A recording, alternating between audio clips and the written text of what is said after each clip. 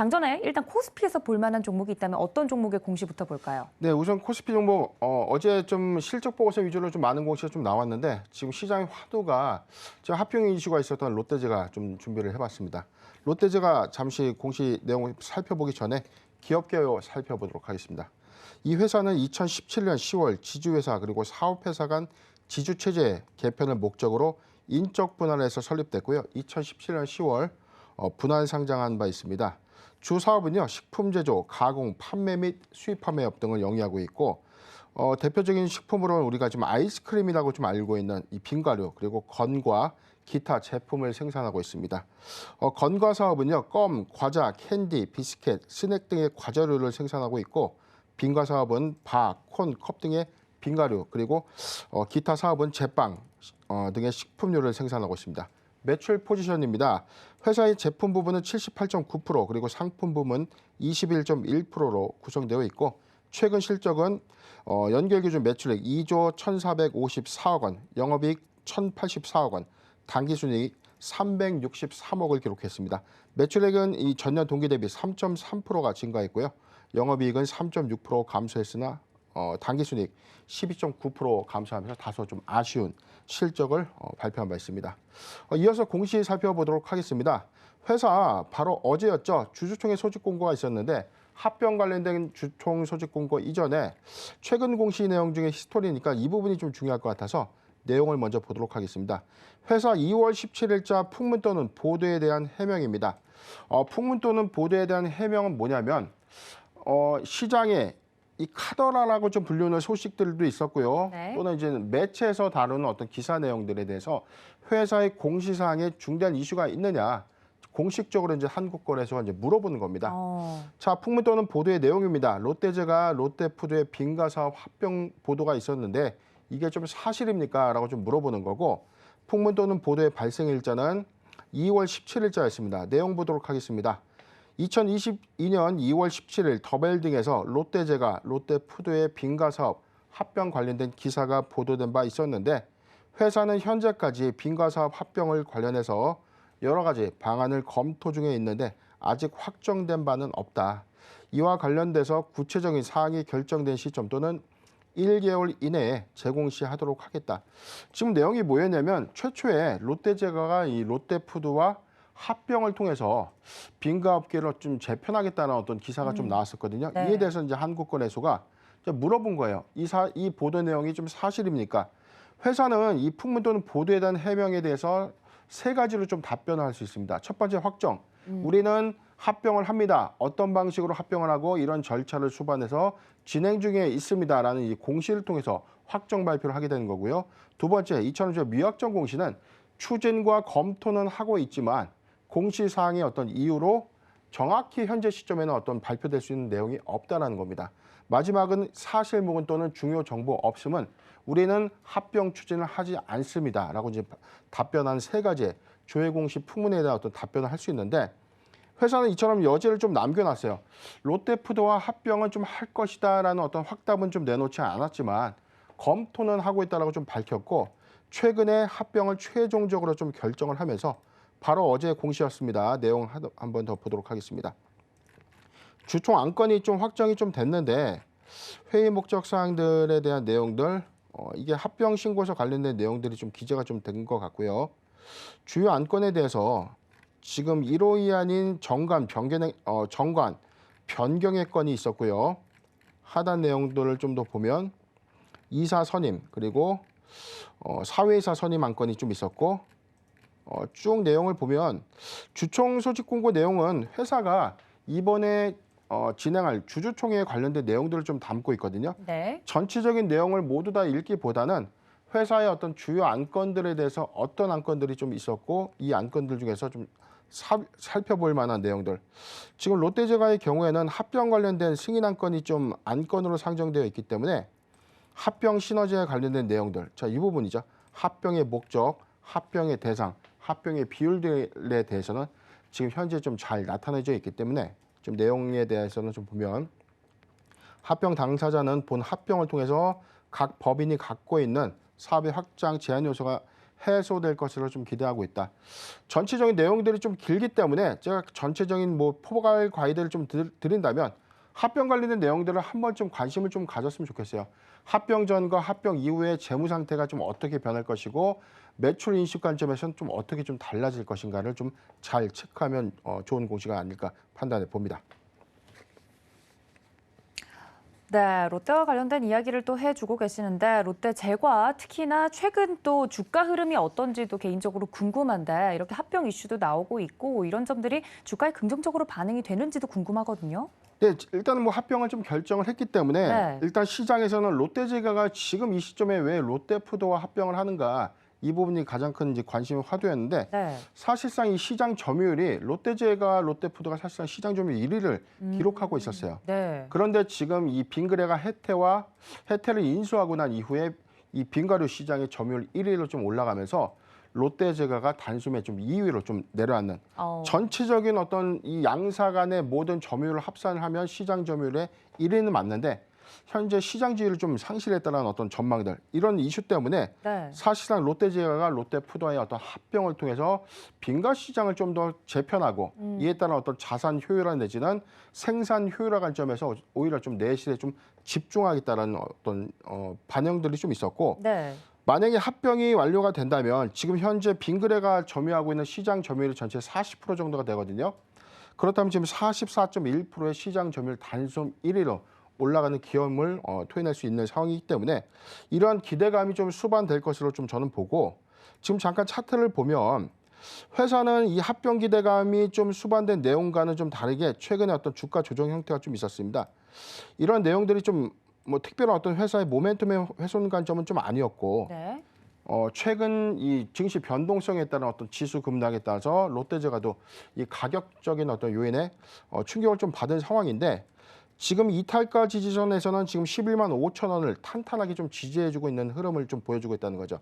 물론 합병이 완료된 시점이 7월 1일 이후, 즉 2분기 실적 보고서까지는 사실상 이 비합병 관련된 내용에 대해서 반영 요건은 없지만 2022년도 3분기 실적 보고서에서는 합산된 실적들이 좀 부과되면서 롯데제과의 상당한 모멘텀으로 작용될 것이다라는 어떤 전망을 보이고 있고 지금 매수하기 좋은 구간에 좀 돌입했을 때 적극적으로 좀 매수해도 괜찮지 않나 싶습니다.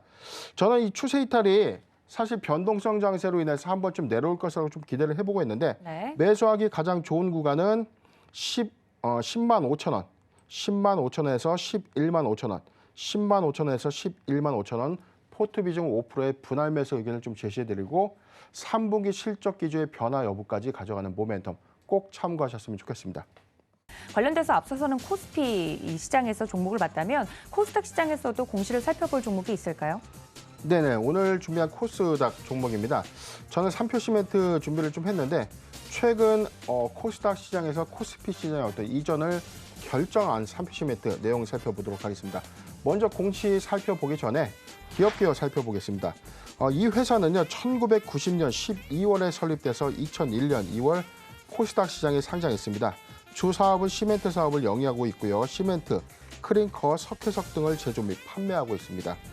2017년 사명을 동양시멘트에서 3표 시멘트로 변경한 바 있고 레미콘 사업 진출을 위해서 3표 레미콘을 설립했습니다.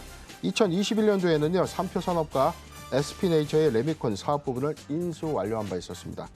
이 회사 대부분 매출액은 전략 시멘트 사업 부분에서 좀 발생하고 있는데 기존에 추진했던 에너지 사업 부분은 사업 철수 그리고 청산을 모두 완료한 상태입니다. 매출 포지션입니다.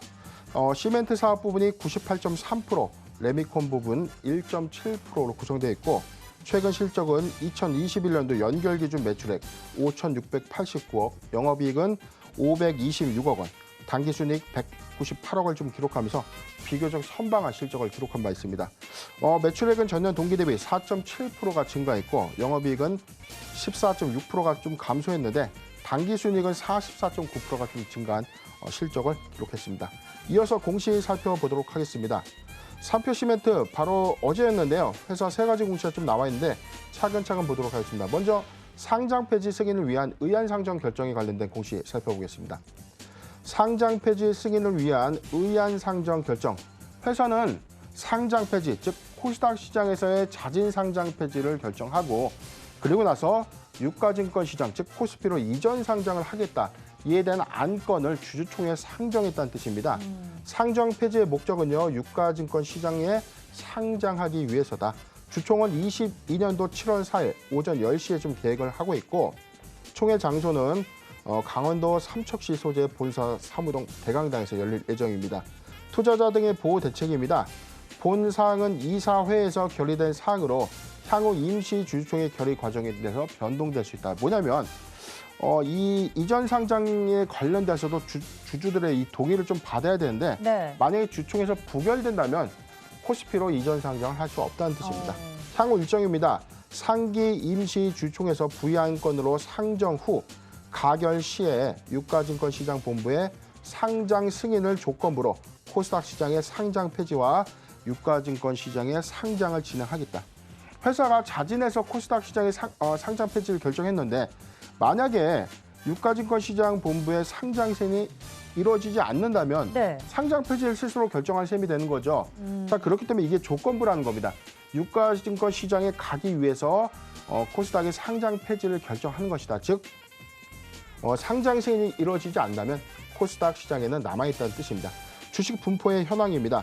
현재 최대 주주 3표 그리고 SP네이처웨이 7인이 54.6% 그리고 10.2% 전체 64.70%의 주식을 좀 보유하고 있고 5% 이상 주요 주주는 K머스원 9.4%의 지분을 보유하고 있습니다. 이어서 공시 보도록 하겠습니다. 같은 날 주주총회 소집결의 공시를 제출했는데 내용 보도록 하겠습니다.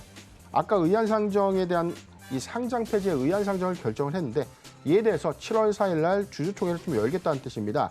의안의 주요 내용은요. 1호 의안 코스닥 시장의 조건부 상장 폐지 그리고 유가증권 시장의 이전 상장의 승인의 건을 결정했다라고 회사는 밝혔습니다.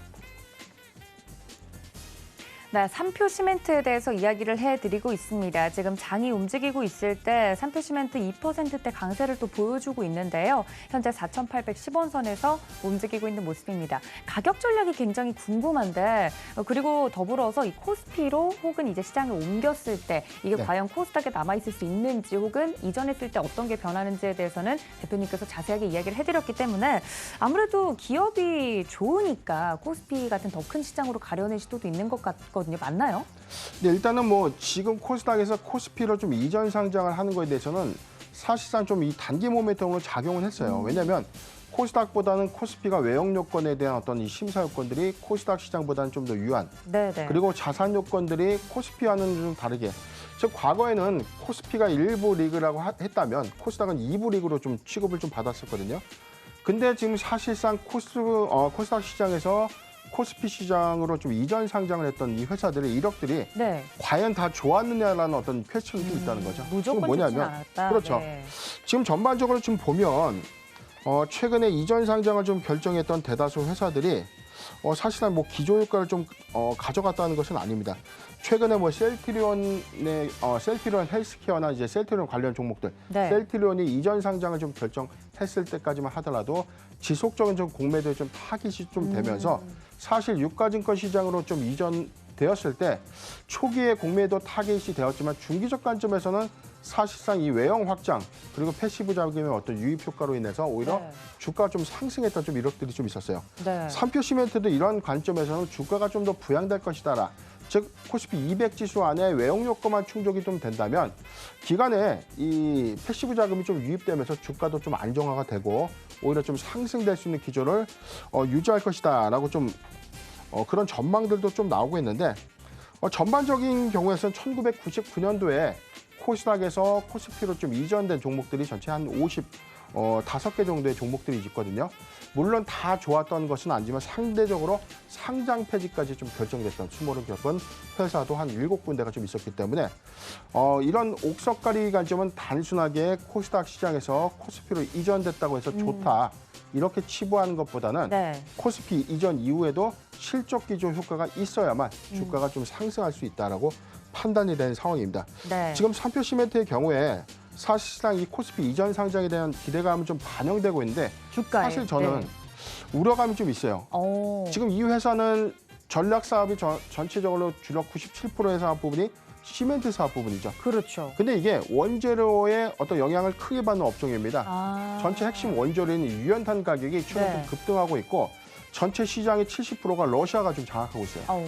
그렇기 때문에 지금 러시아의 제재 조치 그리고 지금 우호국이라고 좀 확인됐던 우리나라의 경우에도 수급에 대한 어떤 불안정 이슈가 2분기부터 좀 가시화가 된다면 네. 사실은 3표 시멘트 판매 가격의 어떤 전위를 차지하더라도 실적 개선 효과에서는 급등하는 원자적 가격을 인해서 오히려 손익 구조가 조금 더 좋지 못할 수 있다라는 어떤 전망들이 좀 나오고 있고 저는 개인적으로 좀 1분기 실적이 조금 손익 지표에서 좀 감소 효과가 있지 않을까 좀 예상을 하기 때문에 네. 관건은 2분기에 판가에 대한 어떤 전이 여부, 즉 실적의 어떤 회복세, 손익의 회복세를 어떻게 좀 증가 효과를 좀 가져갈 것인가. 원 부자재 어떤 수급 요인이 가장 중요한 핵심 포인트가 아닌가 좀 판단을 해 봅니다.